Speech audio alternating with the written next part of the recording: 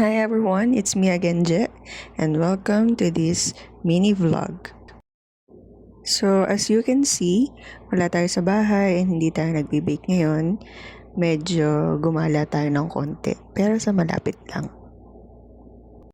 But before I left the house, I made sure to prepare all the cookie orders for tomorrow para ma-chill na sa fridge overnight and para maganda yung kalabasan kapag binake. Bukas po ulit ang baking and delivery, our dear customers. Nag-unwind lang po ng konti and nag-enjoy ang inyong ma'am baker. So here, as you can see, naghahanda na kami para kumain ng food na in-order ng sister ko. Ang kasama ko is yung brother ko, yung sister ko, kasi tatlo lang naman kaming magkakapatid. Yung isang pamangkin ko, and then nandito rin yung dalawa naming pinsan from the mother side, nanay ko, and then yung tita ko. Kasi yung nanay and tita ko, parehong dito nagtatrabaho. So by the way, we are here at Elijah Sea Breeze Resort located in Kilitisan, Calatagan, Batangas. So this is a family outing. Actually, bigla ang family outing kasi yung nanay ko tumawag kaninang tanghali and sabi niya pumunta daw kaming tatlong magkakapatid doon kasi nandun yung dalawa naming pinsan kasi silang dalawa ng tita ko di sila sumama doon sa free trip para sa mga employees ng Elijah Sea Breeze Resort sa Puerto Galera.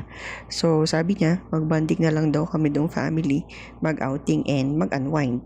So ako naman pandalas na ako sa prepare ng mga cookie doughs na i-chill kaninang tanghali kasi nga may biglaan pala akong lakad today. Pag biglaan talagang lakad, yun yung natutuloy kaysa dun sa mga planado. Nakaka-relate ba kayo dun? Kaysa dun sa mga pinaplano, ang tagal pinagplanuhang lakad, ang ending kapag bakasyon na, yun ang hindi natutuloy. Pero yung mga biglaang lakad gaya nito, yun yung natutuloy agad. So, after namin kumain, kaming family, nandito na kami dun sa seaside, ini-enjoy namin yung view, yung dagat, yung simoy ng hangin, yung papalapit na sunset. So, yun, it's calming and peaceful to experience. So, dito naman, sis nakikita nyo, ito yung pinsan namin. Ito yung panganay na anak ng tita namin. Sister ng mother ko. So, yan. Vloggeries din yan eh. Kaya yun. So, ini-enjoy namin yung sunset, yung dagat. So, ang plano talaga is we're going to swim dito sa dagat. Kaya lang, mga wala pa yatang 5 minutes, nagpalit lang yung sister ko na yan ng rash guard. Pagbalik namin, bumaba na yung sea level. So, ang ending, umupo na lang kami dyan sa may tubig habang pinapanood namin yung sunset. Habang pinipicture na namin, ini-enjoy namin.